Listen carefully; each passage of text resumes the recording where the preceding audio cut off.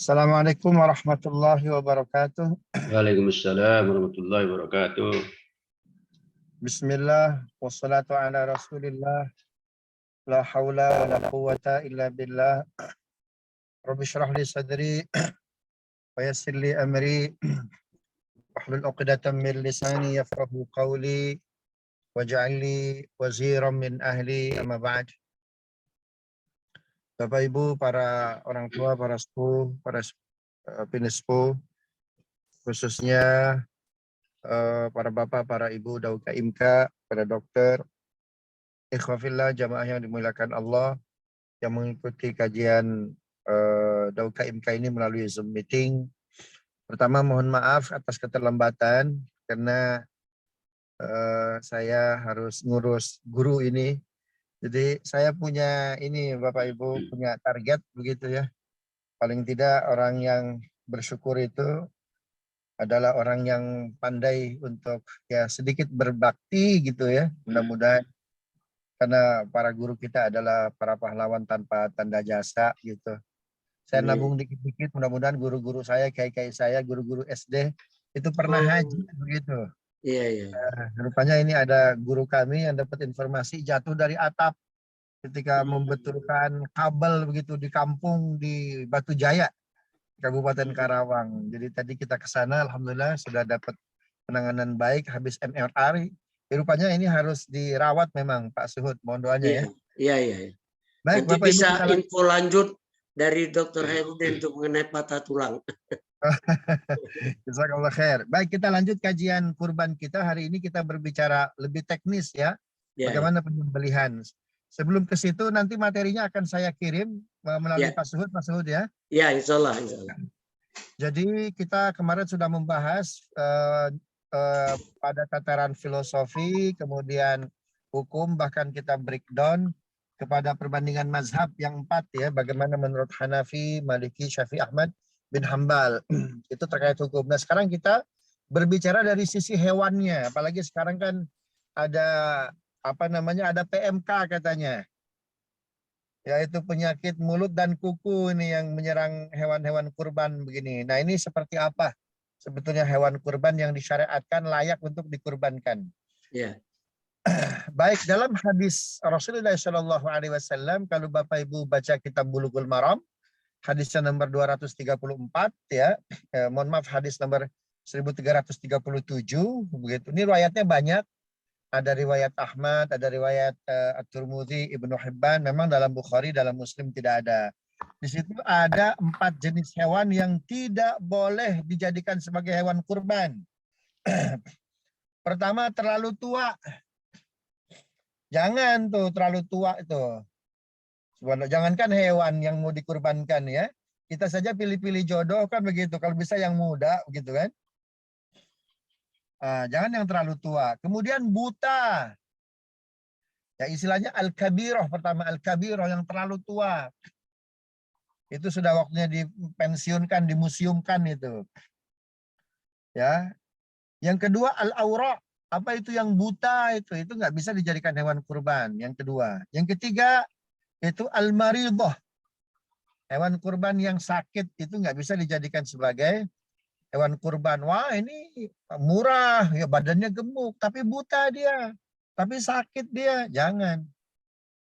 Ya, jangan. Subhanallah. Dan yang keempat al-arja. Apa itu? Yang pincang. Nah, ini 4 kriteria hewan yang tidak boleh, bukan tidak layak, tidak boleh. Ya. Nanti kasihan karena mohon maaf ya. Itu hewan-hewan yang akan kita kurbankan, ini insya Allah yang akan menjadi kendaraan-kendaraan terbaik kita begitu. Ketika melewati Shiratal Mustaqim. Karena itu coba lihat, di ujung Nabi cerita terkait syariat kurban, itu Nabi cerita tentang apa? Shiratal Mustaqim Bapak Ibu. Ya, artinya apa? Ada korelasi. Makanya dalam surat Al-Hajj, la yanalallahu luhumuha. Allah nggak mau itu dagingnya, Allah nggak mau darahnya. Yang Allah inginkan ketakwaan. Itu feedbacknya buat kita semuanya. Subhanallah. Nah tadi ayat yang dibaca itu surat Al-Ma'idah ya, bahwasannya kurban ini adalah sejarah klasik Setiap para nabi melakukan kurban. Ada dua anak Adam, Qabil, Habil. Qabil ternyata dia memberikan kurban yang tidak baik, buah-buahan yang busuk, ya. Kemudian sayur-sayuran yang busuk tentu tidak diterima oleh Allah Subhanahu wa taala. Tapi Habil dia persembahkan hewan-hewan yang terbaik. Yang diterima yang mana? Yang kurbannya Habil tentunya. Nah, kita ingin seperti itu tuh. Baik, kemudian yang kedua, ini usia hewan menurut 4 mazhab. Ya, kita bagi dua, ada yang 1 hewan untuk 7 orang, ada yang 1 hewan untuk 1 orang. Kita bagi ini. Yang 1 hewan untuk 7 orang apa aja? Unta, sapi, kerbau. Ya, unta, sapi, kerbau.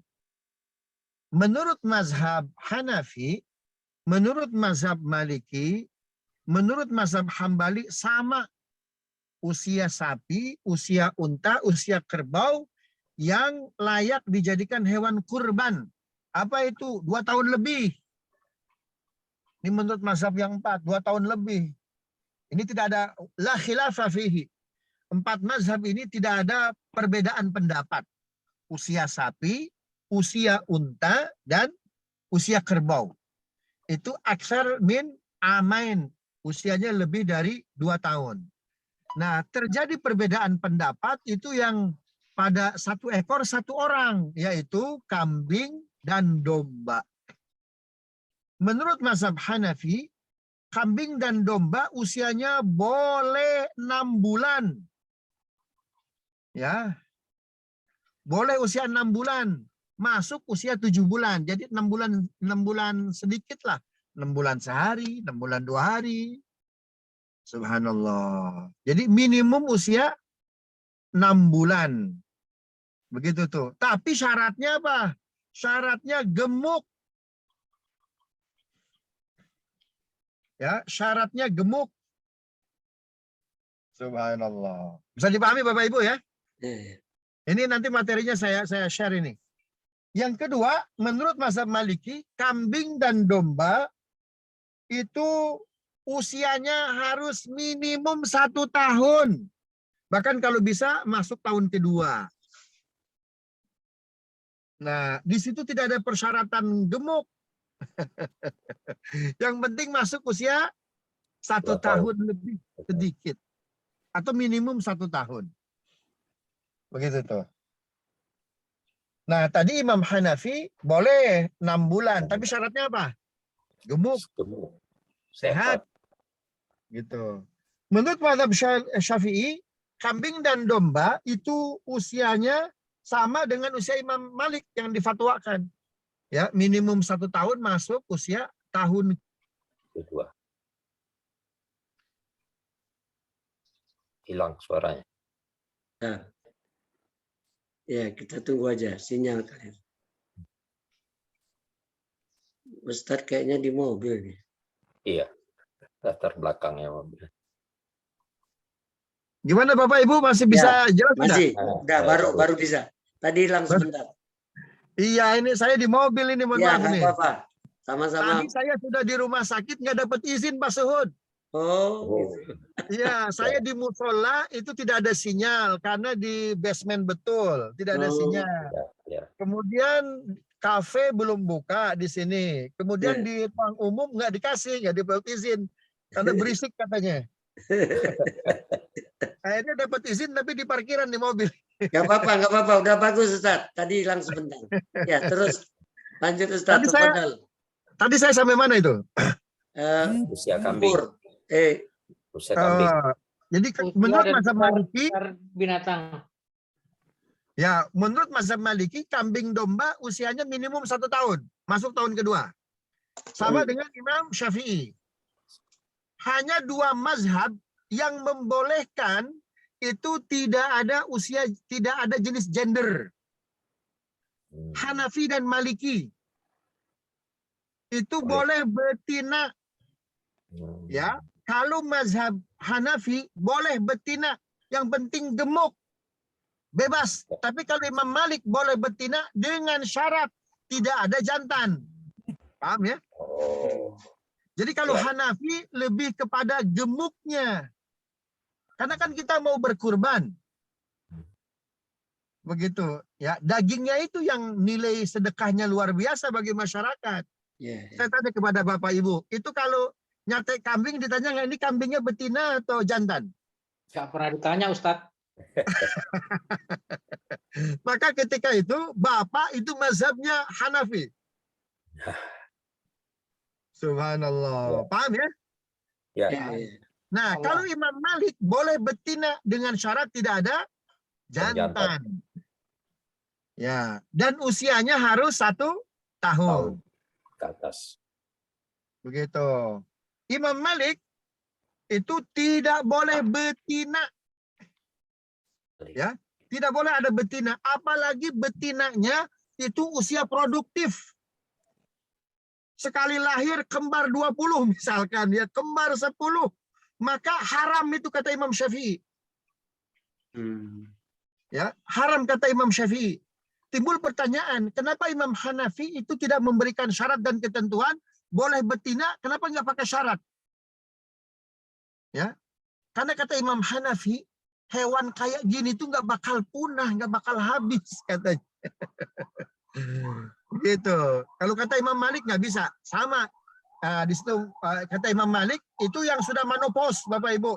Atau mohon maaf, hewan tersebut, betina tersebut itu menurut dokter hewan misalkan tuh ya, itu tidak bisa melahirkan. Mungkin tidak? Mungkin. Mungkin ya.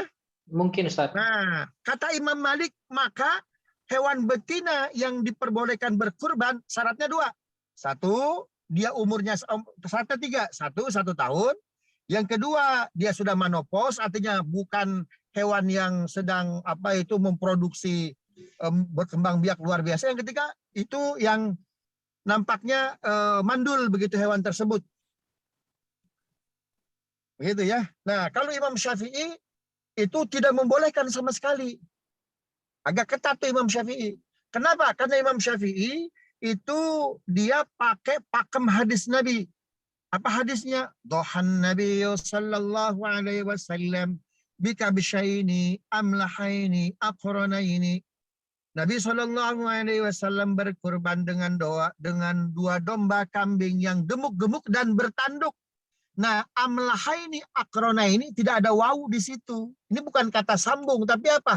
Kata sifat adjektif. Gemuk bertanduk ini satu paket, bukan gemuk doang ya, atau bertanduk saja, tidak, tapi gemuk bertanduk itu adjektiva. Bukan dan, kalau dan apalagi atau. Nah, berarti di situ hadis Nabi tersebut itu mensyaratkan harus apa? Jantan.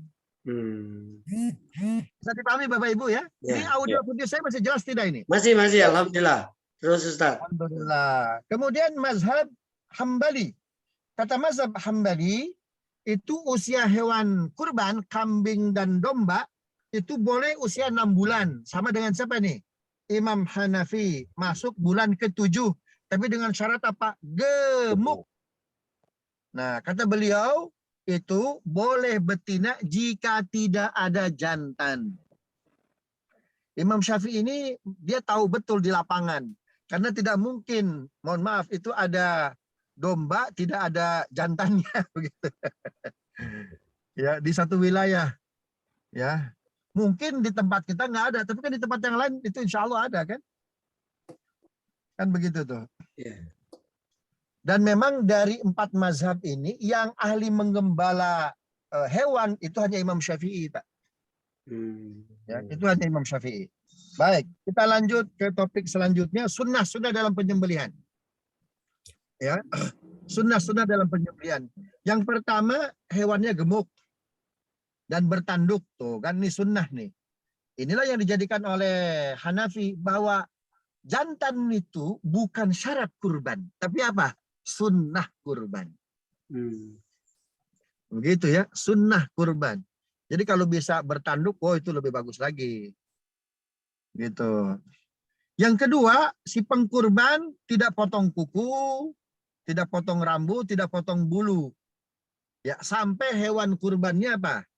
Disembelih. Sembelih. Subhanallah. Ini berdasarkan hadis riwayat Ummi Salamah.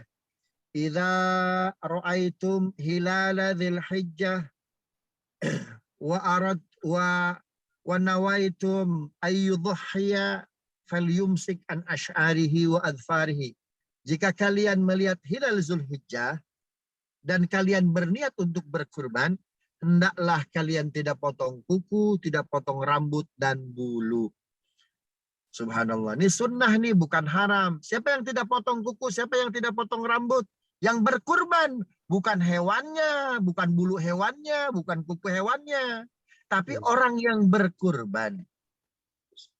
Sunnah ya Ustaz. Itu sunnah itu. Jadi kalau dimulainya pada saat masuk Zulhijjah. pada masa ketika Pak Suhud sudah niat mau berkurban tahun ini, lalu masuk 1 Zulhijjah. Sekarang 1 Zulhijjah dalam kalender itu hari apa itu? Kamis malam Jumat. Ya, ya, insya Allah. Kamis malam Jumat itu tanggal 1 Zulhijjah sampai tanggal 10 Zulhijjah hewan dikurbankan, itu jangan potong kuku, potong rambut gitu tuh ya. Ketika disembelih baru tuh sunnah baru tuh ya untuk potong kuku, potong rambut. Maksudnya apa ini? Seperti orang ihram Bapak Ibu. Iya, iya, iya. Ihram itu ada di 4 tempat. Ketika haji namanya miqat, Pak, itu ihram. Yang tadinya halal jadi haram, nggak boleh potong kuku, potong rambut. Yang kedua, ihram itu ada dalam salat. Makanya istilahnya takbiratul Ihram. ihram. Yang tadinya boleh bicara, yang tadinya boleh ngobrol, yang tadinya boleh makan, kalau sudah takbiratul ihram, kita sudah ihram. Nggak boleh ngomong lagi, nggak boleh bicara lagi. Sampai kapan itu? Sampai salam. Nah, tahallulnya sholat namanya salam. Ya, ya. Subhanallah. Ada lagi, ihram itu dalam puasa. Kapan ihramnya? Ketika subuh. Tahallulnya ketika maghrib. Ya. Subhanallah. Begitu tuh ya. Dan yang keempat apa? Ini untuk kurban. Kapan ihramnya? Ketika kita sudah niat masuk 1 Zulhijjah. Tidak potong kuku, tidak potong rambut. Inilah ihram paling lama Bapak Ibu. Yalah, 10 hari lebih kurang. 10 hari. Ini sunnah ini. Subhanallah. Bisa dipahami ya? Ya, ya. Nah, makanya ada sebagian orang yang menghindari ini, itu dia nggak niat menyembeli dari awal tuh Pak Suhud. Saya nanti niatnya tanggal 9 Zulhijjah aja katanya. Kenapa? Karena rambut saya itu cepat tumbuhnya, katanya. Nggak kuat, nggak potong kuku, nggak kuat, nggak potong rambut tuh, subhanallah. Tapi berhubungan sama istri boleh kan? Ini pertanyaan ini luar biasa. Nanti dijawab. Nanti saya jawab ya. Ya. Ya, tapi Pak Oni harus siap mendengarnya nih jawabannya ini. Nanti saya jawab. Bismillahirrahmanirrahim. Yang ketiga, sunnah-sunnah dalam penyembelihan, yaitu sebelum hewan disembelih, itu sunnah diikat dulu, dirawat dulu, dimandikan dulu, dan dihias. Makanya, ini kalau kita memungkinkan, ini yang saya jelaskan, ini kurban normal. Kecuali Bapak Ibu mau kurban ke bumi Syam, mau kurban ke Palestina, mau kurban ke Rohingya, mau kurban ke Uyghur, maka mohon maaf, tentu Allah Maha tahu kan begitu. Ya, ya, ya. Ini kalau kita berkurban kita sendiri, itu baiknya hewan tersebut kita rawat dulu tuh, barang sehari 2 hari.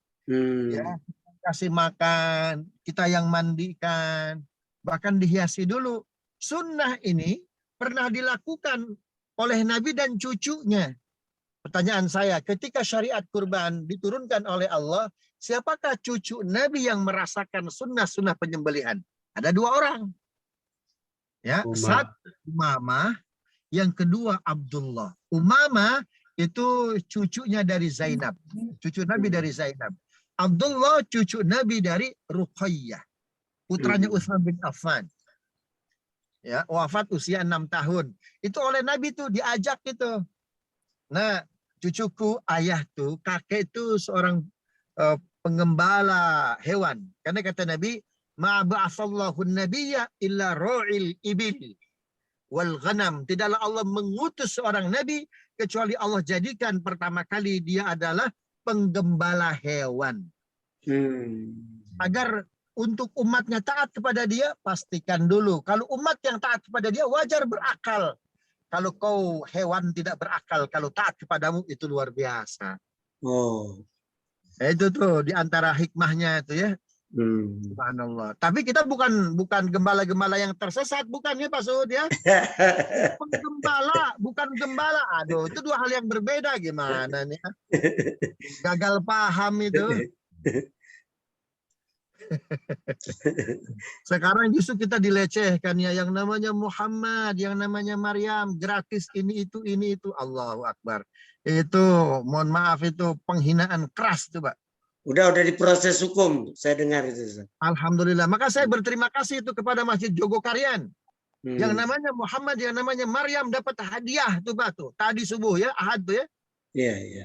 Subhanallah. Itu kan sebuah brainwash ya, agar orang takut diberi nama bayinya Muhammad, Pak. Iya, iya. Subhanallah. Baik. Jadi itu ketika syariat kurban tahun kedua Hijriah disyariatkan, ada dua cucu Nabi. Nabi ajak tuh merawat hewan kurban, memandikan, kemudian disikat, bersih. Subhanallah. Kemudian apa itu? Dihias. Itu sunnah itu. Ini hewan mau dikurbankan. Subhanallah. Itu satu kandang ada 100 hewan tuh Pak. Nggak dimandikan. Yang tadinya sehat bisa sakit itu. Subhanallah. Kita ini mungkin karena kesibukan tuh Pak. Akhirnya ada namanya uang perawatan kan. Iya, iya, iya. Nah kalau bisa kita ngasih uang perawatannya lebih itu. Sama dengan mohon maaf mewakili Pak. Keterbatasan kita hadir merawat hewan tersebut itu. Ya. Maka berikan yang terbaik lah itu uang perawatan itu.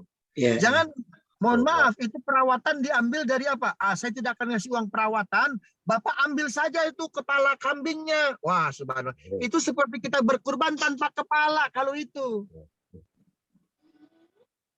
Ya, nggak boleh itu. Karena kita enggan memberikan uang perawatan. Akhirnya Pak jagal ngambil kulitnya. Berarti kita berkurban hewan tanpa kulit dong.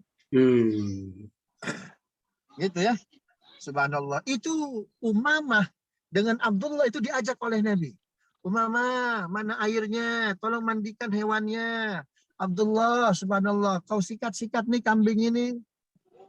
Ya, bahkan Nabi SAW itu ya domba yang Nabi sembelihkan 2. Pertama Nabi membacakan doa tuh. Kemudian yang kedua kakek, yang kedua aku yang pegang. Tuh. Usia 6 tahun udah bisa menyembelih tuh Pak. Diajarkan oleh Nabi Pak cara megangnya, doanya, ya. Jadi education dalam Islam itu dahsyat Bapak Ibu. Jadi jadikanlah rumah kita itu sekolah pertama, ya. Nah kita sekolah-sekolah kita baru sampai apa itu? Udunan, arisan kurban, betul nggak? Patungan kurban. Belum sampai kepada apa itu sunnah, bagaimana tata cara berkurban. Kan nggak ada sekolah-sekolah ya, jarang kayaknya. Jarang. Lebih kepada apa? Patungan hewan kurban, itu juga sudah baik. Tapi kalau bisa lanjutkan, bagaimana sunnah berkurban, bagaimana tata cara memilih hewan, bagaimana merawat hewan, bagaimana cara menyembelih hewan. Itu luar biasa itu. Ya. Subhanallah. Baik, yang keempat itu hewan yang akan dikurbankan ya itu tidak boleh diperas susunya.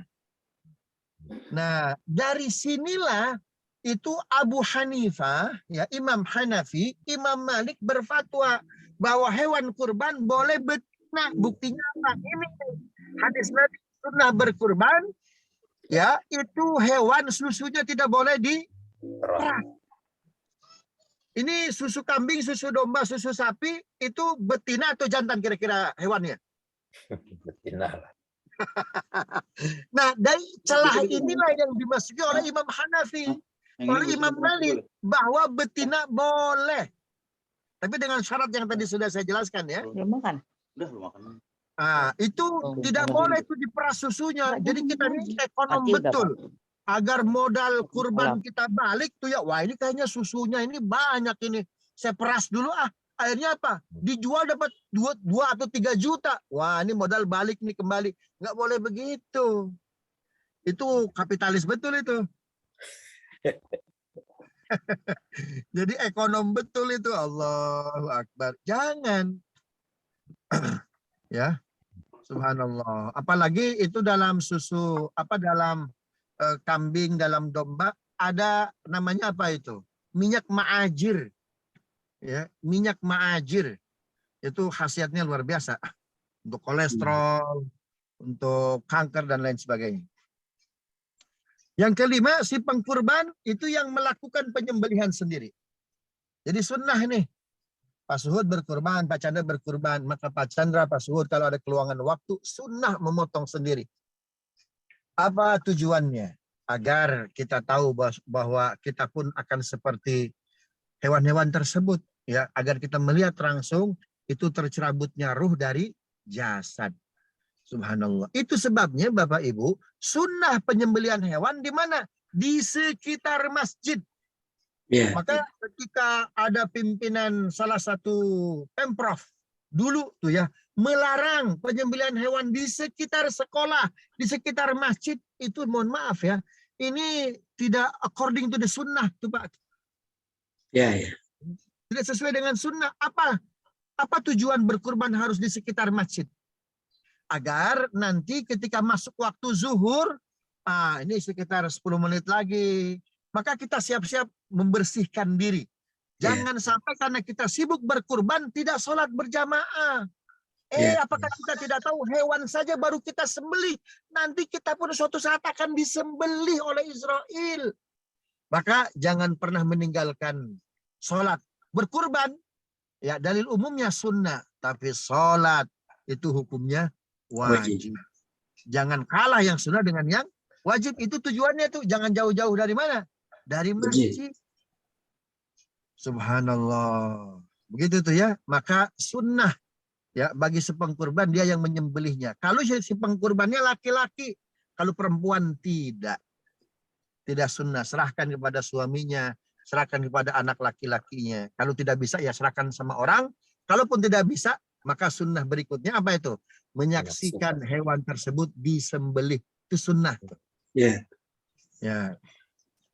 Nah, Nabi pernah bertanya, tahukah kalian seperti apa liarnya nafsu kalian? Maka sembelihlah hewan kurban. Itu sebabnya Bapak Ibu cari riwayat Abu Bakar menyembelih kurban itu tidak ada. Abu Bakar itu orang yang amat tawadu. Jadi kalau kita ingin melihat hewan tersebut itu liar atau tidak, ya nafsu kita liar atau tidak, subhanallah, maka sembelihlah hewan. Kalau hewan tersebut liar, susah sekali itu dipotongnya ya, bahkan sampai berontak luar biasa. Ketahuilah bahwa seperti itulah nafsu kita. Ada hewan tuh perlu dipegang, itu mohon maaf, sapi, unta, ya, kemudian kerbau, kambing, domba yang Nabi sembelih itu Pak, itu pasrah betul itu. Pasrah betul. Jadi mohon maaf, ada namanya termometer tuh Pak ya, untuk mengetahui apa itu kalau termometer Pak Suhud? Suhu badan. Ya. Ada termometer iman tuh Pak. Termometer nafsu kita tuh ya, sembelih hewan. Seperti apa itu suhu iman kita itu. Kalau hewan tersebut lembut, pasrah, insya Allah, maka seperti itulah gambaran dari ketaatan kita, tidak liar. Ya, subhanallah. Berapa itu? 6. 5. Yang ke-6 tuh ya. Jadi si pengkurban kalau bisa menyembelih, kalau nggak bisa dia menyaksikan sendiri. Ya. Kemudian yang ke-7 itu menyembelih menghadap kiblat. Ya, hewan tersebut posisinya menghadap kiblat. Kalau ternyata amat liar, ya, yang penting posisi pertamanya itulah, ya, itu tuh yang menjadi sunnah. Adapun berikutnya karena terlalu kuat tenaganya tidak jadi masalah, tetap sah hewan tersebut. Kalau bisa dari awal hingga akhir disembelih menghadap kiblat itu luar biasa, ya, itu luar biasa. Karena itu saya kalau disuruh menyembelih oleh mertua saya menghindar itu Pak Suhud. Akan ketahuan itu ya rahasia kita.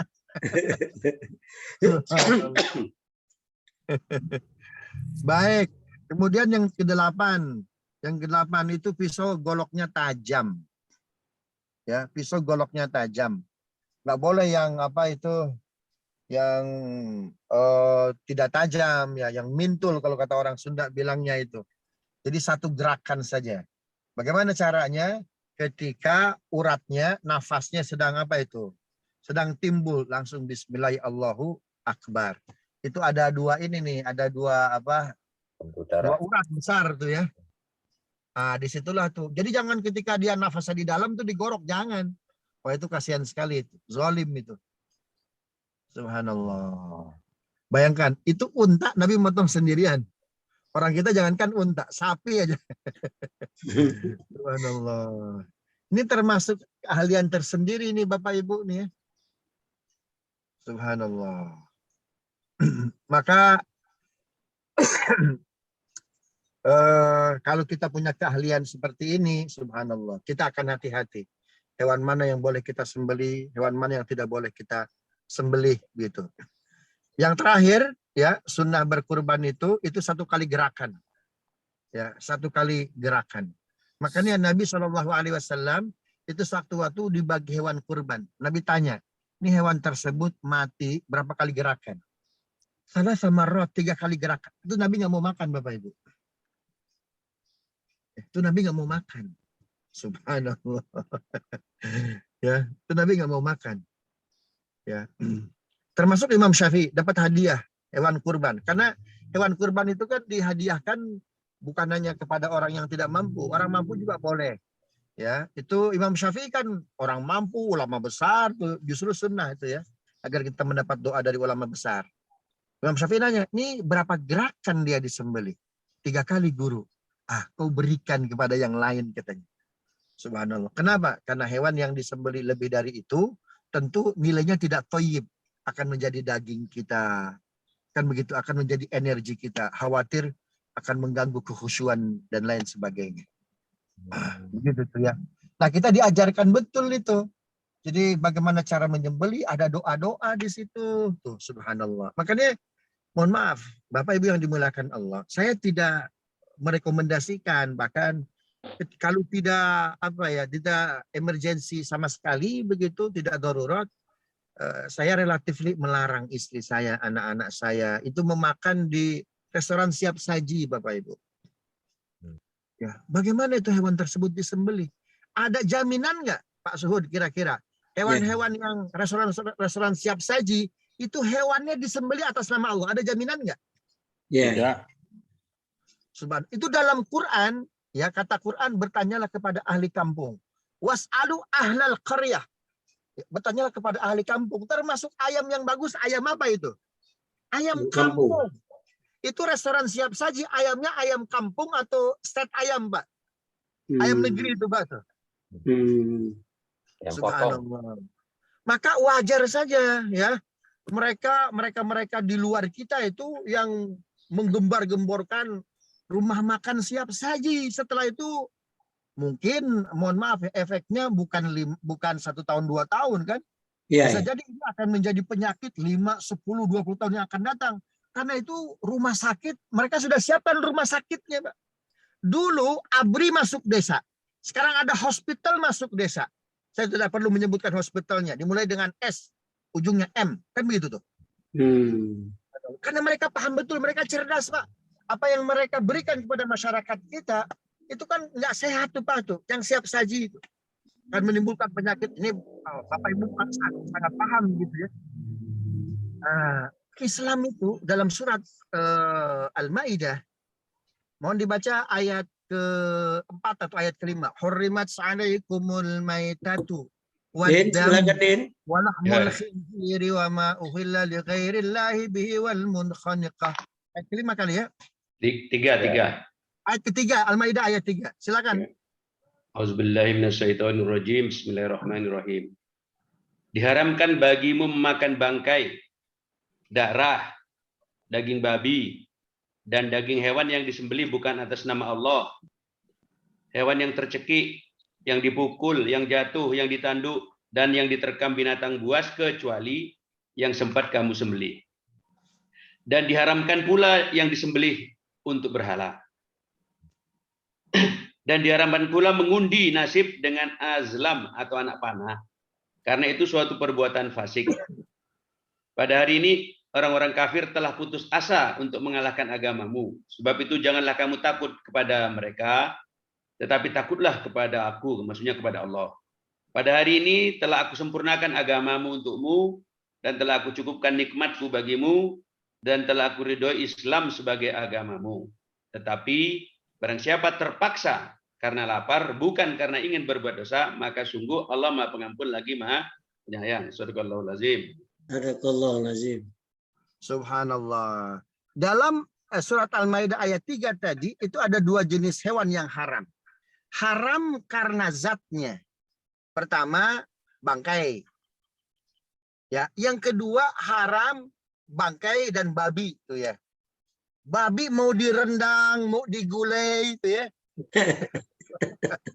Ini kan lagi viral nih ya, subhanallah. Ini gimana nih Pak? Sekarang ini aneh-aneh ini Pak nih. Ya, tapi kan udah Al-Baqarah 120 tidak akan puas mereka sebelum kita masuk ke dia. Betul, betul. Subhanallah. Berbagai cara. Nah, inilah disebut dengan zaman fitnah. Kan kata Nabi yang sudah kita jelaskan. Nanti ada 10 syariatku akan mereka ganggu. Pertama, hukum Allah.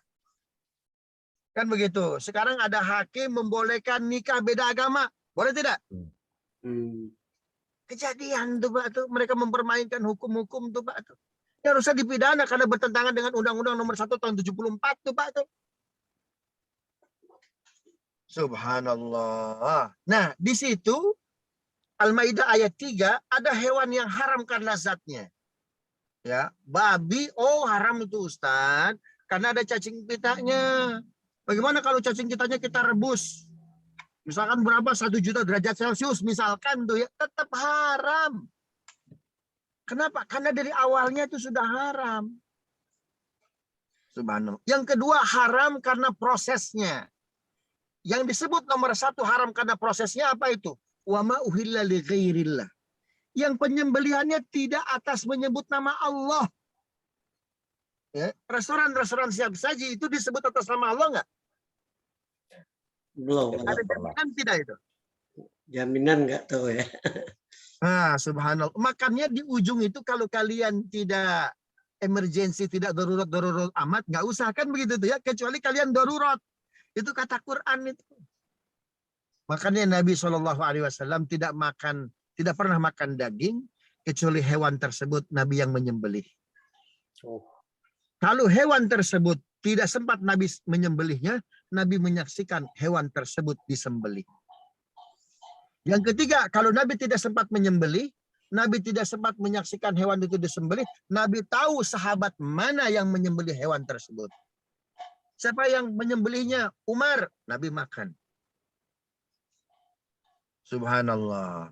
Yang keempat, ya, itu Nabi SAW itu tidak akan memakan hewan jenis keempat. Apa itu kata Nabi? Aku tidak menyembelih. Aku tidak menyaksikan hewan tersebut disembelih. Dan aku tidak tahu yang ketiga ini, sahabatku yang mana yang menyembelih hewan tersebut. Kalau ada hewan jenis keempat, maka aku tidak memakannya. Itu kata Nabi.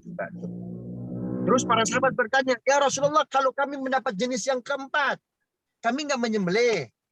Kami tidak menyaksikan hewan disembelih. Kami tidak tahu siapa yang menyembelih. Kata Nabi SAW, beruntunglah kamu menjadi seorang muslim. Aku mengajarkan kepada kalian doa sebelum makan. Kan begitu tuh.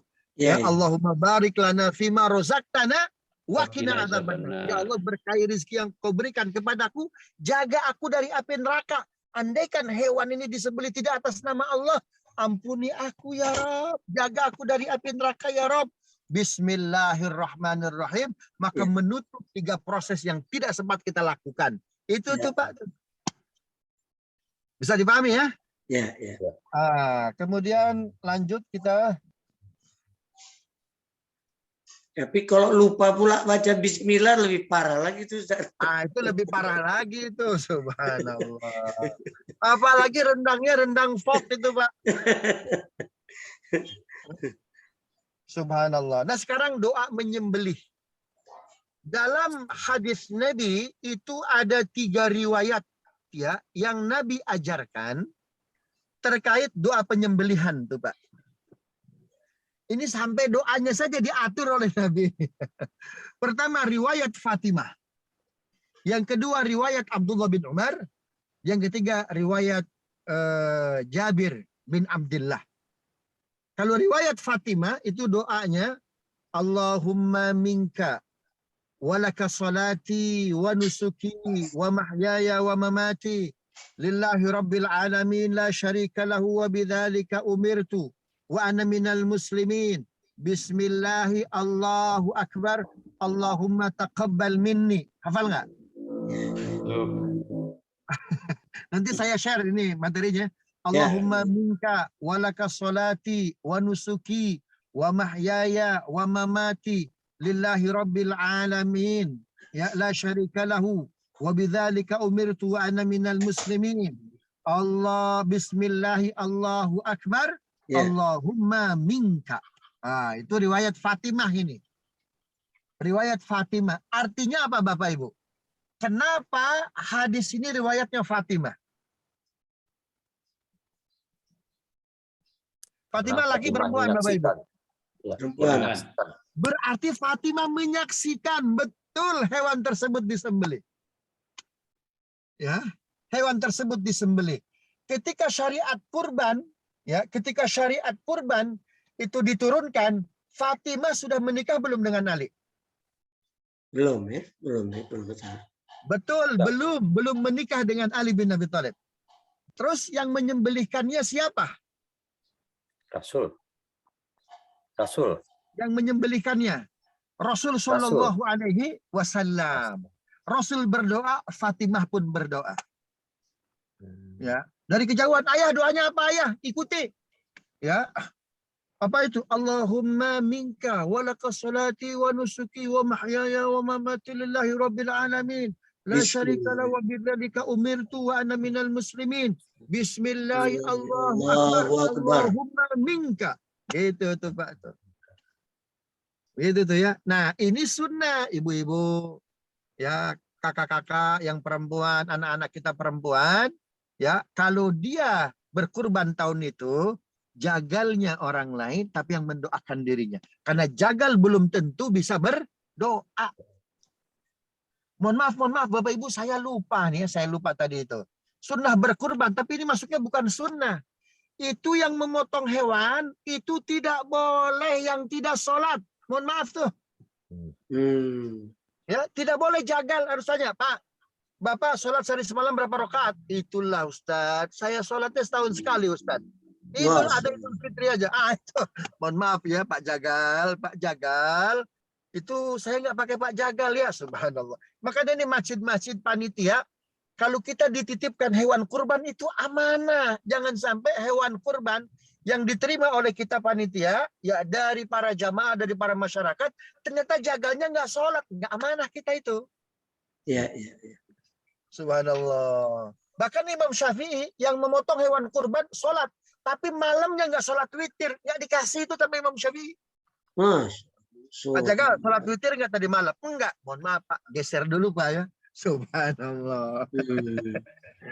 Ini ada aturan mainnya Bapak Ibu, nggak main sembarangan main motong-motong aja. Ada aturan mainnya. Kenapa? Daging itu akan menjadi daging kita, akan menjadi tubuh kita, darah kita, daging kita. Jangan salah dengar ya, jangan salah dengar Ustaz, sholat ya bukan sunat ya, sholat. Sholat. Ini dalilnya, mohon maaf, ini bukan sunnah penyembelian. Ya, ini yang kurban itu jagalnya itu harus sholat. Subhanallah. Bahkan kata Imam Syafi'i, yang nggak sholat witir nggak boleh jadi jagal. Nggak boleh itu untuk menyembelih hewan kurban itu. Berarti si pengkurban malamnya minimum sholat witir Bapak Ibu. Apalagi sholat wajib tuh ya. Yang kedua hadis riwayat Abdullah bin Umar. Ini yang sering dipakai nih oleh kita nih. Apa doa menyembelih Abdullah bin Umar? Bismillahi Allahu Akbar. Allahumma hadza minka wa ilaika. Ya. Ini sering dipakai. Bismillahi Allahu Akbar. Allahumma hadza minka wa ilaika. Karena syarat menyembelih hewan kurban 2, kata Nabi. Sami wa kabbir. Kasih nama. Ini hewan kurban, buat kurban siapa? Sami, kasih nama. Ini kurban si fulan bin fulan. Bismillah Allahu Akbar. Bismillah Allahu Akbar. Allahumma minka wa ilaika. Ya, Bismillah Allahu Akbar. Allahumma hadza minka wa ilaika. Begitu tuh. Ya, yang sering akhir-akhir ini beberapa tempat yang kedua ini Ustaz, sambil Betul. menyebutkan nama si pekorban. Betul. Terakhir hadis riwayat Jabir bin Abdullah. Bismillah. Allahu Akbar. Allahumma hadza minni wa amman lam yudhi min ummati. Nah, ini riwayat Abdullah bin Jabir. Ini lebih umum lagi. Allahumma hadza min bismillah Allahu Akbar. Allahumma hadza minni. Ya Allah, ini kurban dariku. Wa man lam yudhi, dan setiap muslim yang belum berkurban, ini dia, aku ikut sertakan dia dalam kurbanku ini. Gitu ya. Bismillahi Allahu Akbar. Allahumma hadza minni wa amman lam yudhi min ummati. Baik, itu doa. Terakhir, daging kurban. Kata Imam Hanafi, ya, itu daging kurban dibagi sepertiga. Haram jika kurban nazar. Ya, jadi kalau kurban Bapak Ibu misalkan, aduh alhamdulillah saya ini dapat rezeki tahun ini, kalau anak saya lulus di PTN, saya mau berkurban. Berarti kan nazar itu. Kalau daging hewannya yang akan kita sembelih itu nazar kita, maka kata Imam Hanafi, si pengkurban haram memakan daging kurbannya. Paham Bapak Ibu? Ya, ya.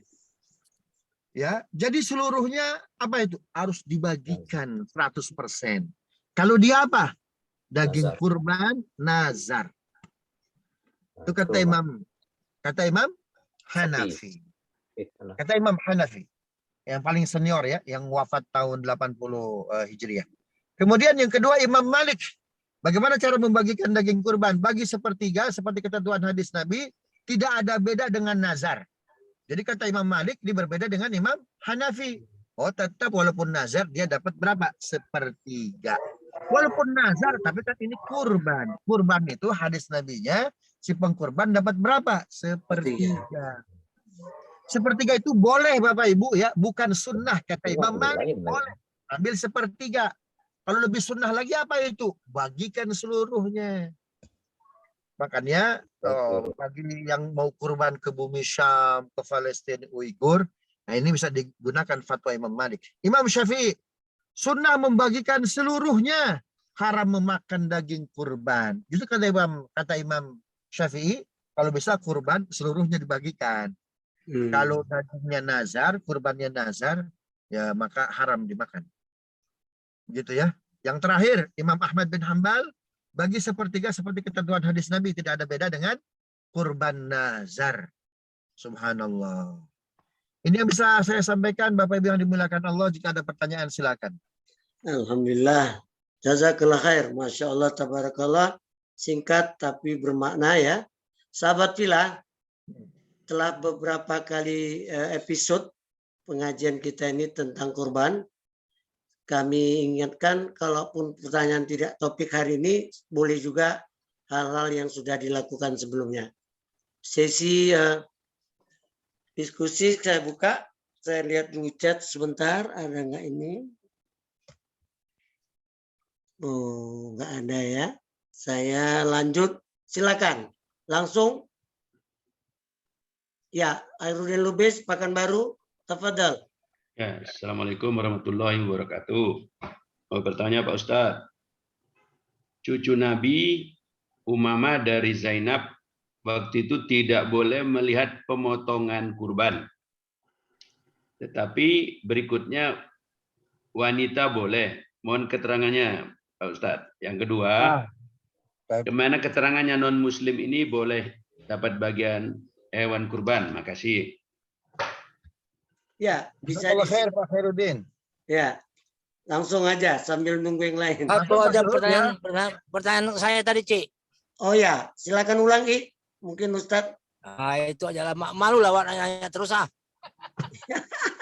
Oh, udah ada Ustaz ya. Baik, itu ada pertanyaan bagus dari Pak Khairuddin terkait kok Umamah itu tidak boleh menyaksikan, sedangkan Fatimah menyaksikan bahkan diajarkan doanya. Kan sama-sama perempuan. Di situ itu Fatimah lebih sepuh, lebih senior usianya. Sedangkan Umamah masih kecil Pak Khairuddin. Ya. Ya, itu masih kecil. Tapi Umamah itu diajarkan oleh Rasulullah perawatan hewan kurban. Itu yang tidak diberikan oleh Nabi kepada Fatimah. Kenapa? Ya, kenapa?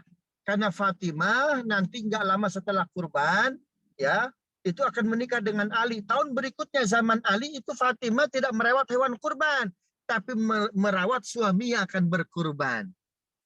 Subhanallah. Sedangkan anak kecil perempuan, dia belum bersuami, maka sunnah merawat hewan dulu. Seperti itu Pak Khairuddin ya. Ya. Sekarang istri-istri kita, lebih enak itu istri kita merawat hewan kurban atau merawat kita kira-kira? Para suaminya. Jangan karena sunnah, oh ini salah paham. Karena sunnah itu hewannya cakep betul, disampo, dikasih parfum. Lah kita Pak, nggak mandi, nggak apa, itu istri kita adem bae Pak. Itu ditanya Dr. Oni. Ini pertanyaan Pak Khairuddin bagus, ini kritis ini. Oh di situ ada perbedaan faktor usia dan status. Begitu ya Pak Khairuddin. Kemudian yang kedua, berkurban untuk non-muslim. Apakah boleh? Coba dilihat surat Al-Hajj yang kemarin kita baca, ayat berapa itu?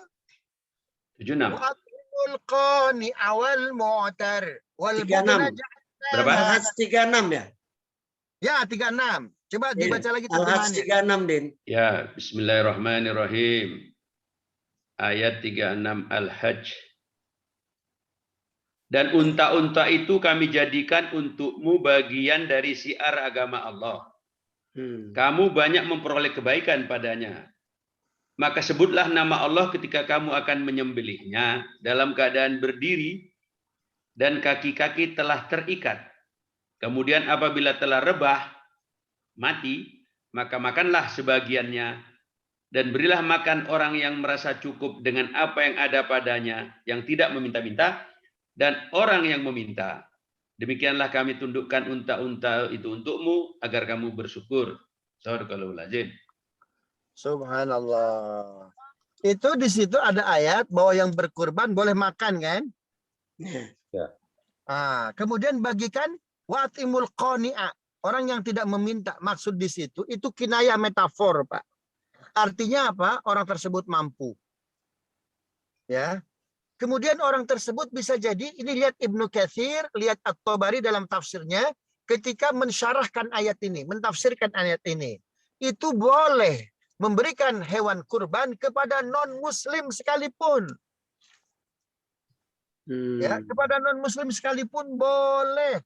Subhanallah. Nah, saya alhamdulillah tiap tahun hampir berkurban, itu kita bagikan itu kepada non-muslim. Tuh ternyata enak Ustaz, ya enak. Ya. Mudah-mudahan tertarik dia kepada ajaran Islam ya. Nah itu karena dakwah paling hebat itu bilhal. Apalagi kita hadir dalam kehidupan mereka Bapak Ibu. Subhanallah. Karena daging yang akan kita berikan kepada dia sudah dibacakan bismillah. Karena itu niatkan daging ini bismillah ya Allah ya Allah. Dengan menyebut namamu aku akan membagikan kepada orang yang miskin.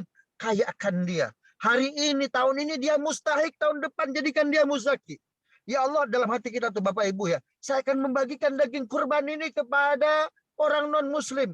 Ya Allah, dengan asmamu jadikan daging yang dimakan ini semakin dia dekat dengan kami, dekat dengan dakwah kami, dekat dengan agama kami. Gabungkan ya Allah dia dengan kami. Begitu Bapak Ibu. Kenapa? Hewan yang kita sembelih disebut nama Allah. Mungkin kita menyebut nama Allah di depan dia nggak enak. Jadi dakwah itu nggak mesti Bapak Ibu datang. Ibu, Bapak yang non-muslim, ittaqullah. Nggak begitu dakwah itu. Orang kabur duluan itu. Maka kasih daging hewan kurban yang di dalamnya itu ada asma Allah. Insya Allah dia akan semakin respect kepada kita. Kenapa? Akan menjadi daging, akan menjadi darah. Jadi dalilnya itu Pak Pak Khairuddin ya, memberi Ya. daging hewan kurban kepada non-muslim itu umum saja. Nah, hadisnya itu Nabi SAW membagikan daging kurban kepada Husain.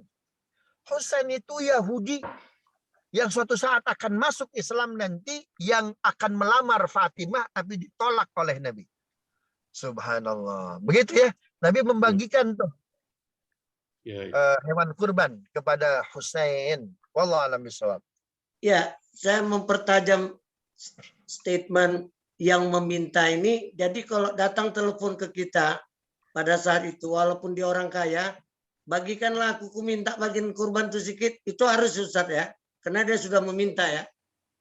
Nah, jadi memang ayatnya seperti itu, bagikan saja nggak apa-apa. Oh, Kalau cukup makannya, pembagian hewan kurban itu berdasarkan hadis sahih, sepertiga buat kita yang kurban. Sepertiga dibagikan. Sepertiga kita tahan tuh Pak Suhud. ya, Siapa tahu ada saudara kita, ada kolega kita, kerabat kita, mampu dia. Ya, ini biasanya dia ini kalau berkurban, itu kalau waktu berkurban, dia bukan kurban, tapi malah sibuk beli arang dan tusuk sate. Nggak apa-apalah, kita siapkan tuh ya, kita siapkan sepertiga. Tapi asar 13 Zulhijjah belum ada yang menghubungi kita, cepat keluarkan Pak Suhud. Ya, ya. Ustadz, menyela sedikit pertanyaan Dr. Suhud tadi, Ustadz. Silakan. Seandainya yang meminta itu seperti Dr. Suhud sampaikan tadi adalah orang kaya, yang seharusnya dia adalah pekurban, bukan penerima, bukan artinya orang yang seharusnya karena kekayaannya dia mampu berkurban setidaknya senilai 1/7 sapi atau 1 ekor kambing atau domba. Tetapi dia malah tidak berkurban, justru meminta. Nah, dalam hal ini jika kita memberikan, apakah niatnya sama seperti membagikan daging kurban atau hanya sekedar hanya bersedekah saja, Ustadz? Kita jadinya bersedekah saja terhadap dia orang yang sebenarnya mampu tapi tidak mau berkurban, Ustaz. Makasih. Assalamualaikum. Waalaikumsalam warahmatullahi wabarakatuh. Ini pertanyaan Pak Edi Pramono bagus sekali. Karena itu para ulama, para mufasir menerjemahkan al-qani'ah itu bukan meminta orang yang minta, yang order begitu, bukan. Tetapi itu bentuk metafor orang yang mampu. Ya, orang yang mampu. Jadi orang yang minta dan yang tidak minta. Tidak minta berarti dia mampu. Minta berarti tidak mampu dia. Ada orang kaya minta berarti fakir dia sebetulnya. Ya, jadi sebetulnya pemberian itu sebetulnya hinaan bagi dia, kan kasihan. Nah, cuma karena daging hewan tersebut itu sebelumnya disembeli atas asma Allah, siapa tahu daging ini Bapak Ibu yang akan memberi wasilah hidayah bagi dia. Subhanallah. Awal-awal kan kita sudah bahas, barang siapa punya keluasan rezeki tidak berkurban, kata Nabi apa? Jangan sekali-kali dekati tempat sholat kami. Ya, Bahkan kata kasir, jangan sholat di masjidku ini, Masjid Nabawi itu Bapak Ibu. Maka ditambahkan lagi, jangan sholat Idul Adha percuma. Subhanallah. Nah, adapun tadi 36 surat Al-Hajj, bagikanlah hewan kurban kepada yang meminta dan yang tidak meminta. Maksudnya apa? Yang kaya dan yang tidak mampu. Itu maksudnya. Jadi bukan minta dalam bentuk eksplisit, minta order walaupun dia kaya, itu bentuk metafor sebetulnya. Wallahu a'lam bishawab.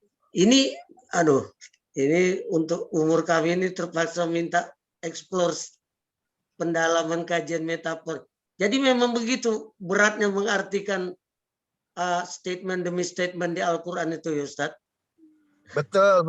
Itu apa ilmunya itu, Ustaz? Itu ilmu linguistik. Kebetulan saya doktornya bidang linguistik Al-Quran. Jadi metafor itu adalah bentuk kinayah. Iya, baik. Contoh seperti ini nih. Janganlah pacaran, tapi menikahlah. Ya. Nah, itu kan bentuk eksplisit. Ya, itu bentuk eksplisit. Atau misalkan hadis Nabi seperti ini. Nabi makan dengan 3 jari, itu bentuk metafor. Ya. Maksudnya apa? Itu bukan Nabi makan dengan 3 jari seperti ini, bukan. Artinya apa? Nabi makannya itu kurma. Karena kurma nggak perlu pakai 5 jari. Kurma itu pakai 3 jari bisa nggak? Bisa, Ustaz. 2 jari pun bisa, Ustaz. Kenapa? 2 jari pun bisa. kalau makan 2 jari pun bisa, itu satu. Yang kedua, makna hadis itu Nabi makan dengan 3 jari itu sebetulnya bukan bentuk apa itu, bukan bentuk eksplisit, bukan. Ya. Artinya apa? Nabi kalau makan nggak banyak. Kalau makan pakai 5 jari rakus seolah-olah, Bapak Ibu. Makanya hadis pertama dalam bab makan dalam Sahih Bukhari, nahnu qaumun idza na'kul la nashba. Kami ini kaum ketika makan nggak sampai kenyang. Orang yang makan pakai 5 jari, oh semua itu serba masuk semua itu. Nasi masuk, telur masuk, apalagi tuh cincang masuk, ronde masuk tuh ya. Tapi kalau 3 jari itu maksimum betul, terbatas. Kita Jadi ini singkatnya untuk hidup, Bapak Ibu. Kita ini makan untuk hidup, bukan hidup untuk makan. ya. Nah, itu namanya metafor. Nah, kita mesti tahu mana hadis yang metafor, mana hadis yang bukan. Ah, itu nanti kita bikin itu kajian tuh 60 SKS tuh Pak Suhud. Linguistik ya. Begitu juga dengan pendalaman tadabur itu Ustaz ya. Tidak berhenti di terjemahannya. Insya Allah. Baik, silakan. Oh, ini ada pertanyaan dari Ibu Indah. Yang dari Oni tadi itu. Oni ya. Ada Ya, kan pertanyaan belum. Oni Ustaz. Ya, Ibu Indah juga ada chatnya. Ya, Iya. ada chatnya. Iya, Pak Oni dulu deh, Pak Oni. Ya. Malu dia katanya. Saya malu nanyanya udah tadi malu nanyanya. Oh, ya udah. Yang tadi yang Pak Oni itu yang mana Pak Oni ya? Diulang lagi. Kan tadi Lupa Ustaz. kayak haji kayak itu kan, nggak boleh potong kuku, tahalul. Ya termasuknya ya seperti haji itu kan saya bilang kan nggak boleh hubungan sama istri, makanya ini niat berkurban tetap boleh hubungan sama istri, ini berat juga ini. Allahu Akbar. Ini Pak Oni siap dengar ya? Bismillahirrahmanirrahim. Jadi hadis Abdullah bin Abbas, sami'na Rasulullah sallallahu alaihi wasallam yaqul. Aku pernah mendengar Nabi sallallahu alaihi wasallam bersabda, annal hajjal mabrur fi kulli amin la aksar min 6 anfar. Ya, orang yang haji mabrur kata Nabi, aku pernah mendengar dari beliau, itu tiap tahun jumlahnya enggak lebih dari 6 orang. Masya Allah. Jadi tiap tahun tuh enggak lebih dari 6 orang. Sekarang saingan kita Indonesia nggak begitu banyak, kan cuma 110.000. Tahun depan ini bisa 500.000. 2030 jamaah haji dibuka oleh Arab Saudi 30 juta. Jadi saingannya berat betul itu. Itu rasio banding berapa itu? 30 juta cuma 6 orang yang mabrur.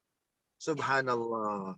Tapi yang paling ngeri itu bukan hanya itu, Pak Oni. Apa itu? Ada hadis turunan kedua. Ditanya oleh Abdullah bin Abbas, ya Rasulullah, siapakah ciri-ciri? Kata Nabi, yang 40 hari sebelum pelaksanaan ibadah haji, dia amat mendekatkan diri kepada Allah, tidak kepada selainnya, dan 40 hari setelah kepulangannya pun hanya mendekatkan dirinya kepada Allah. Bisa dipahami nggak ini? Nah, hadis ini Bapak Ibu banyak ditafsirkan. Ini mohon maaf tafsirnya ini ya. Kata Imam Syafi'i, aku 40 hari sebelum haji dan 40 hari setelah haji, aku tidak mendekati istriku. Berat nggak dengarnya nih? Ah, ini Pak Oni bertanya sih Pak Oni nih Pak Oni. Nah, gak apa-apa. Masih ada sisa umur. Tapi nggak haram kan Pak Ustadz?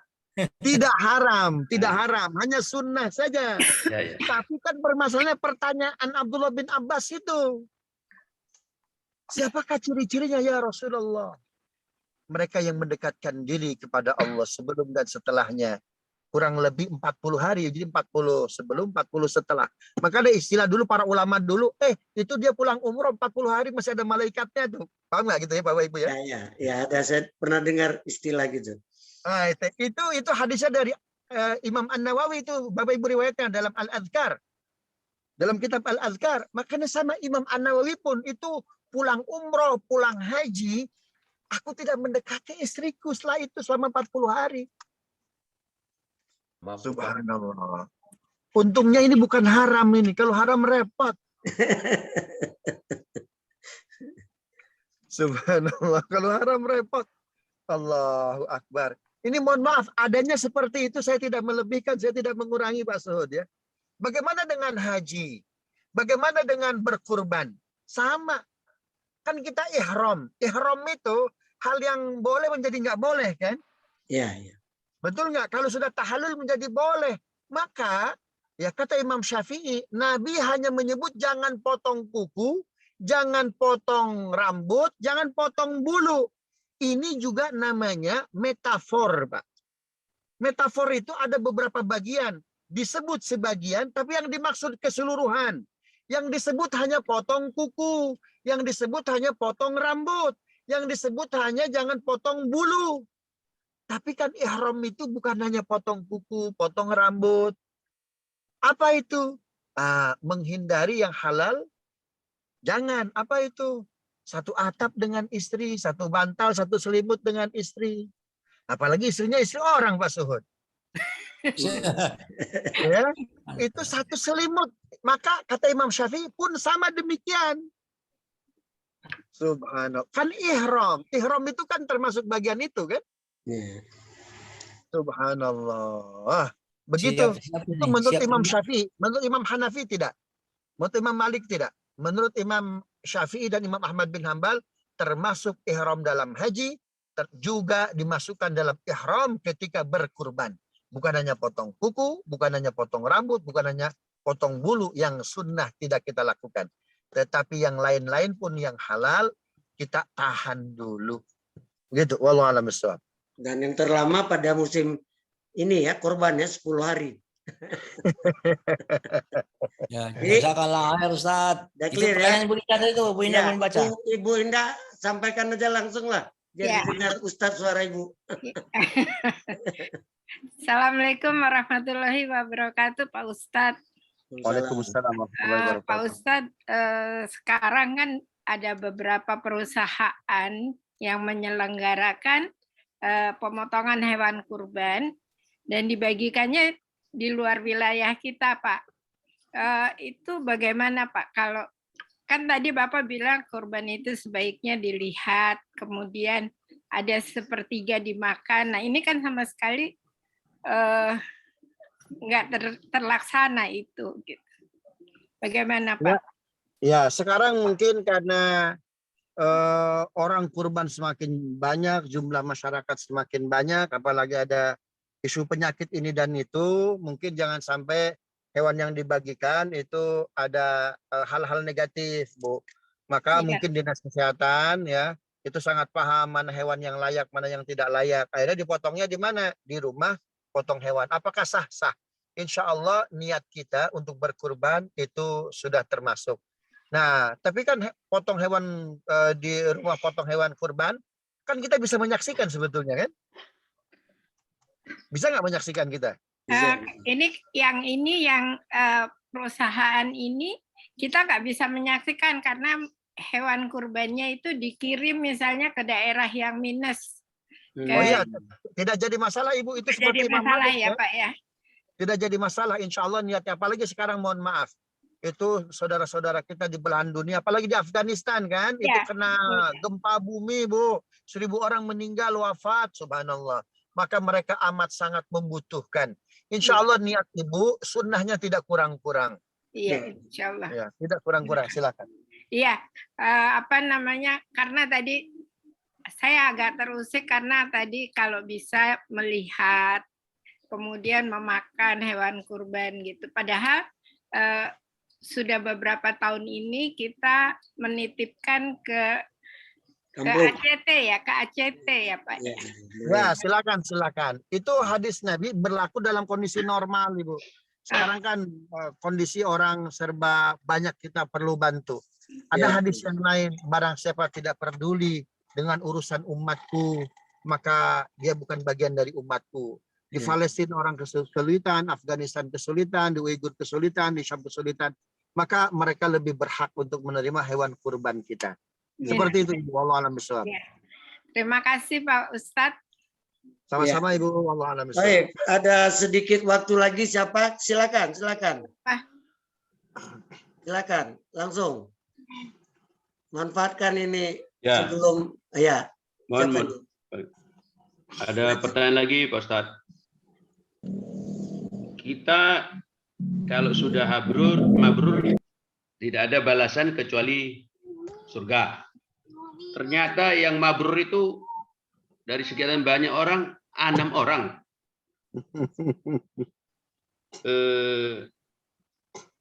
Apakah kalau kita pernah ke Aqsa itu ada berpengaruh mengenai kemabruran kita ini, Pak Ustadz? Baik, pertanyaan bagus Pak Khairuddin ya.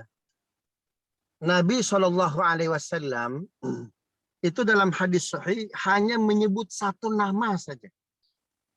Ya, nama saja yang oleh Allah dikatakan mabrur. Nabi menyebut satu nama. Siapakah dia? Uwais Al-Qarni. Ya. Itu disebutkan oleh Nabi. Ini Uwais Al-Qarni berangkat dari Yaman, jalan kaki menggendong ibunya. Subhanallah. Jadi kita ini terkadang haji itu ribut fasilitas. Hotel kita jauh, telat makan, marah-marah kita. Jangan lupa Bapak Ibu, kita ini bertamu ke rumah Allah, ada adab-adaban bertamu. Ya, ke rumah orang saja bertamu ada etikanya, betul nggak? Ya, ya. Apalagi ke rumahnya Allah. Gurunya Imam An-Nawawi, namanya Imam Asy-Syairazi, menulis kitab judulnya Al-Muhadzab. Ya, disyarahkan oleh Imam An-Nawawi menjadi Al-Majmu' Syarah Muhadzab. Kalau Bapak Ibu ingin bertanya, Ustaz, kitab apakah yang paling lengkap, komprehensif menjelaskan manasik haji dari awal hingga akhir? Maka jawabannya itu kitab Al-Muhadzab, karya Imam Asy-Syairazi. Tapi tahukah Bapak Ibu yang dimuliakan Allah, Imam Asy-Syairazi sampai wafat belum pernah berhaji. Ya, belum pernah berhaji. Kenapa? Ketika akan berangkat haji, ternyata dia lihat tetangganya nggak bisa makan. Akhirnya apa? Harta yang akan dia siapkan untuk berangkat haji disedekahkan seluruhnya. Esoknya akan berangkat haji lagi, dia lihat tetangganya sebelah kiri juga sama kelaparan. Maka dia sedekahkan seluruhnya. Secara fisik dia belum pernah melaksanakan ibadah haji. Tapi kata Imam An-Nawawi, aku beberapa kali haji ke Baitullah, aku melihat guruku sedang tawaf. Bisa dipahami Bapak Ibu ya? Subhanallah. Nah, apakah kalau kita ke Aqsa itu ada pengaruh? Wallahu alam, bisa jadi. Karena kata Nabi, la tushaddur rihal illa ila thalathati masajida. Jangan terlalu banyak melakukan traveling, nggak sempurna traveling kalian kecuali pernah berkunjung ke 3 masjid. Pertama Masjidil Haram di Mekah. Yang kedua Masjid Nabawi di Madinah dan Masjidil Aqsa. Bisa jadi itu. Tetapi lihat Imam Asy-Syairazi. Dia sampai wafat menulis buku Al-Muhadzab. Amat sangat lengkap. Ya. Tetapi beliau faktanya dalam sejarah belum pernah melaksanakan ibadah haji. Artinya apa? Kalau kita bisa melaksanakan ibadah haji, jangan pernah sombong. Bukan karena kita orang mulia, bukan karena kita istimewa. Ada orang yang amat istimewa menulis buku manasik haji Al-Muhadzab, tapi dia belum pernah melaksanakan ibadah haji. Haji itu dari awal harus ikhlas sampai ujung harus ikhlas. Beda dengan sholat. Sholat Allahu Akbar belum khusyuk. Oh mungkin di tengah khusyuknya. Oh mungkin sebelum salam khusyuknya. Tapi haji tidak bisa Bapak Ibu. Di awal harus ikhlas karena Allah. Sampai akhir harus ikhlas karena Allah. Karena haji itu ibadah paling gampang. Rasul boleh nggak saya ini dulu? Boleh. Rasul boleh nggak saya ini dulu? Boleh. Falah haraj. Tetapi karena banyak bolehnya, urusan keikhlasan. Di awal harus ikhlas, di ujung harus ikhlas. Mana dalilnya? Pertama Ali Imran ayat 97. Silakan Bapak Ibu. Walillahi 'alan nasi hajjul bait man istata'a ilaihi sabila. Dari awal harus ikhlas. Ketemu? Al-Imran 97. Ya, bismillahirrahmanirrahim. Di sana terdapat tanda-tanda yang jelas. Di antaranya makom Ibrahim. Barang siapa memasuki Baitullah, amanlah dia. Dan di antara kewajiban manusia terhadap Allah adalah melaksanakan ibadah haji ke Baitullah. yaitu bagi orang-orang yang mampu mengadakan perjalanan ke sana.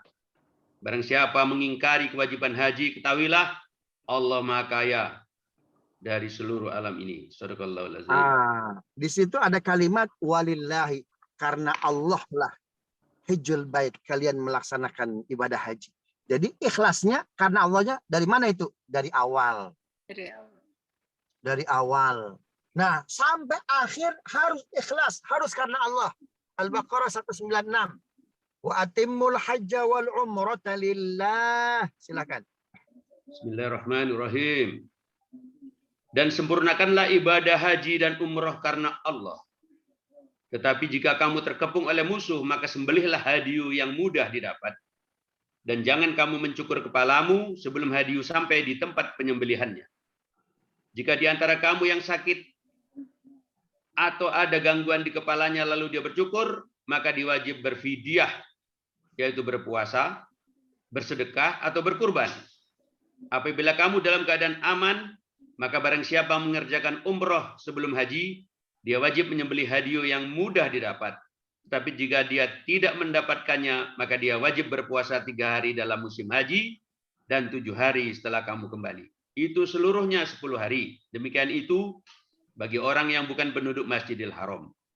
Bertakwalah kepada Allah dan ketahuilah bahwa Allah sangat keras hukumannya. Kalau tadi Ali Imran 97, karena Allah lah kalian melaksanakan ibadah haji. Ini Al-Baqarah 196, sempurnakanlah haji dan umroh karena Allah. Karena Allahnya di ujung. Berarti haji itu dari awal hingga akhir harus ikhlas. Tapi yang menarik ya kalimat setelahnya. Kalau kalian tidak bisa melaksanakan ibadah haji, berkurbanlah. Paham tidak?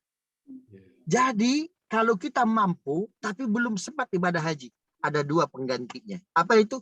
Sholat subuh berjamaah, zikir, maksud waktu syuruk, sholat 2 rakaat. Yang kedua, kalau kita nggak mampu melaksanakan ibadah haji, padahal ekonomi kita mampu, tapi faktanya kita antri lama, maka penggantinya apa Bapak Ibu? Kurban. Berkurban, itu Quran itu. Berkurban. Bahkan jangan potong rambut kita sampai hewan tersebut disembelih. Kan begitu ya? Ya. Jadi dalilnya bukan lagi sunnah, tapi apa itu? Al-Quran. Wallahu a'lam bishawab.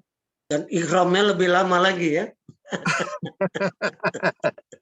Subhanallah. Baik, Boleh alhamdulillah. satu lagi Pak Ustaz. Ya. Silakan. Zikir yang sering saya dengar itu subhanallah wa bihamdi hadada waqi wa dada nafsi wa jannata arsy wa midada kalimati. Tapi Pak Ustaz menambah subhanallah walhamdulillah. Ini walhamdulillahnya gimana Pak Ustaz? Subhanallah. Pertanyaan bagus nih Pak Khairuddin, ini banyak baca, ini luar biasa, ini kritis ini. Itu riwayatnya banyak Pak. Kalau dari Juwairiyah tadi yang saya baca, subhanallah walhamdulillah adada khalqihi wa ridha nafsihi wa zinata arshihi wa midada kalimati. Tapi kalau riwayat Aisyah itu nggak pakai alhamdulillah, subhanallah adada khalqihi. Kenapa? Aisyah maunya beda. Itu zikir Juwairiyah. Cemburu berat Pak. Itu Aisyah itu. Nah, itu namanya zikir apa ya? Karena Juwairiyah ini kan mohon maaf, dia masuk Islamnya telat, bapaknya Yahudi, ibunya Yahudi, masuk Islam sampai walaupun apa itu, walaupun masuk Islamnya telat, tapi mahabbahnya kepada Nabi, mahabbahnya kepada Islam luar biasa. Nah, Juwairiyah ini dia agak minder, ingin mengejar ketertinggalan dari istri-istri yang lain, apalagi dari Aisyah. Maka diajarkan oleh Nabi. Dia minta kepada Nabi, ya Rasulullah suamiku, ajari aku agar aku tidak tertinggal jauh dari istri-istrimu. Apa kata Nabi? Quli, bacalah ini wahai Juwairiyah. Subhanallah walhamdulillah adada khalqihi wa ridha nafsihi wa zinata arshihi wa midada kalimat. Nah, ketika Aisyah datang kok melihat Juwairiyah lagi zikir itu. Maka oleh Aisyah itu tidak pakai walhamdulillah untuk membedakan mana punya Juwairiyah, mana punya Aisyah. Yang diambil oleh Imam Bukhari yang punya siapa itu? Yang punya Aisyah, Pak Khairuddin ya. Nah, setelah zikir itulah kalau terjemahkan, Maha suci Allah, segala puji bagi Allah, sebanyak makhluk engkau, sebanyak arasy, sebanyak kalimat-kalimat, subhanallah. maka itu mengejar ketertinggalan. Subhanallah. Itulah Juwairiyah setelah dia melaksanakan ibadah haji wada, dia bisa menyaksikan apa itu Ka'bah dari kejauhan. Setelah menggunakan zikir ini itu. Syekh Nawawi Al-Bantani, dia ulama yang tiap hari itu tiap malam tidak kurang dari 1000 membaca zikir ini Bapak Ibu. Ya, Syekh Nawawi Al-Bantani. Karena itu Syekh Nawawi Al-Bantani pernah pulang dari Mekah, beliau lahir tahun 1813, wafat 1879. Jadi 43 ceritanya pulang. Dia pulang ke Banten, kemudian main ke Jayakarta. Ada namanya Masjid Pegon. Siapa yang orang Jakarta di sini? Masjid Pegon dan Masjid Cut Mutia. Oh, Cut Mutia Masjid tahu. Cut Mutia itu arah kiblatnya kan tidak sesuai dengan bangunannya ya. Iya. Ya, tidak sesuai dengan bangunannya. Nah, itu awalnya Masjid Pegon dan Masjid Cut Mutia itu kiblatnya seperti bangunannya ibu-ibu, bapak-bapak. Nah, yang bangun Masjid Pegon namanya Habib Uthman. Ditegur oleh Syekh Nawawi, Beb, ini masjid arah kiblatnya nggak sampai ke Baitullah. Bahasa kita ini sampainya ke Tanzania, Beb. Itu tambahan dari saya itu Bapak Ibu. Karena arah kiblat itu kalau melenceng sedikit nyampainya bukan ke Mekah, bisa ke Tel Aviv itu nyampainya itu. Subhanallah. Kata Habib, kamu anak muda sotoy, so tahu kan begitu tuh. Makanya Syekh Nawawi Al-Bantani itu kalau sholat di Masjid Pegon, ya itu selalu mufarokoh, Pak. Kalau sholat Jumat, beliau sholat zuhur lagi. Habis sholat Jumat, sholat zuhur lagi. Kenapa? Karena imam itu sholatnya arah kiblatnya nggak benar. Akhirnya Syekh Nawawi Al-Bantani dipanggil oleh Habib Hussein. Kamu anak muda, kamu kok sok tahu? Dari mana ini bawa arah kiblat Masjid Pegon ini nggak sampai ke Baitullah? Apa kata Syekh Nawawi Al-Bantani? Bib, mohon maaf Bib ya. Saya boleh pegang tangan Habib? Coba Bib angkat lengan baju Habib. Lihat ke depan Bib. Ketika dia lihat ke depan, itu Syekh Nawawi baca zikir. Subhanallah walhamdulillah adada khalqihi wa ridha nafsihi wa zinata arsy wa midada kalimati. Atas izin Allah, itu di depan mukanya Habib Uthman, itu Ka'bah. Tuh lihat Bib, itu Ka'bah. Nah, arah masjid kita ke sana, padahal Ka'bahnya di depan. Masjid kita salah Bib, kiblatnya. Subhanallah. Itu seperti Juwairiyah bisa melihat Ka'bah dari jarak dekat, padahal posisi dia di Madinah. Setelah menggunakan zikir itu, namanya dalam ilmu tasawuf kasyafah. Allah buka mata batinnya itu, Bat. Wallahu a'lam bishawab. Din, nanti tolong di-share ke grup ya, Din. Apanya? Doa zikir iya. yang dimaksud dari Ustadz tadi sehingga sahabat bisa mengamalkannya insya Allah. Ya. Baik, sahabat Villa, saya pikir waktu jualah yang memisahkan kita. Karena sesuai konsensus kita, pertemuan Ahad kita akhiri masuknya waktu maghrib untuk Jakarta. Untuk itu, pertama sekali lagi atas nama jemaah kami mendoakan Ustadz, semoga guru Ustadz dalam perbaikan dan diangkat penyakitnya oleh Allah dan mendapatkan pengobatan yang sebaik-baiknya. Dan Ustadz sendiri dalam lindungan Allah dalam melihat dan menemani Ustadz gurunya tersebut. Waktu kami persilakan Ustadz untuk menutup majelis ini dengan doa. Astaghfirullahaladzim, astaghfirullahaladzim. Allahumma salli ala Muhammad wa ala ali Muhammad. Alhamdulillahi rabbil alamin, hamdan syakirin, hamdan na'imin. Hamdan yuafi wa yukafi'u mazidah. Ya Rabbana lakal hamdu wa lakal syukru kama yanbaghi li jalali wajhikal karim wa li azim sultanik. Allahumma a'inna ala zikrika wa syukrika wa husni ibadatik. Ya Allah, bantu kami ya Allah. Zikir yang terbaik, mengingat Engkau yang terbaik. Bantu kami ya Rabb untuk bersyukur. Berterima kasih atas segala nikmat yang Kau berikan kepada kami. Syukur yang terbaik ya Allah. Syukurnya para syakirin. Syukurnya para anbiya wal mursalin. Para awliya asfi'i was salih. Ya Allah, bantu kami beribadah yang terbaik. Ajari kami ibadah yang terbaik, ikhlas yang terbaik ya Rabb. Agar kami termasuk orang-orang ikhlas, orang-orang yang Kau ridhai. Ya Farijal Ham, ya Kashifal Gham, ya Mali Abdihi yaghfir wa yarham. Ya Allah, pahala dari pengajian ini, ayat yang kami baca, hadis yang kami baca, sirah Nabi yang kami sampaikan, pun sampaikan pahalanya kepada orang tua kami, guru-guru kami, keluarga kami, jamaah kami. yang sudah wafat mendahului kami. Pastikan ya Rabb, kau ampuni seluruh dosanya, kau lapangkan kuburnya, kau berikan pelita yang amat terang di kuburnya, jadikan kuburnya taman surga. Ya ayyatuhan nafsul mutmainnah, irji'i ila rabbiki radiyatan mardiyah, fadkhuli fi ibadi wadkhuli jannati.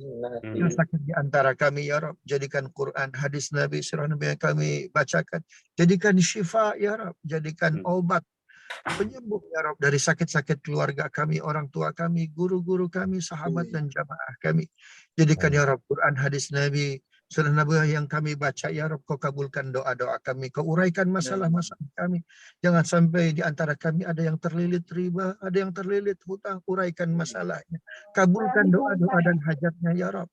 Rabbana atina min ladunka rahmatan wa hayyi lana min amrina rasyada. Wa sallallahu ala sayyidina Muhammadin wa ala alihi wa sahbihi wa sallam. Walhamdulillahi rabbil alamin. Assalamualaikum warahmatullahi wabarakatuh. Waalaikumsalam warahmatullahi wabarakatuh. Kita akhiri subhanakallahumma wa bihamdika astaghfiruka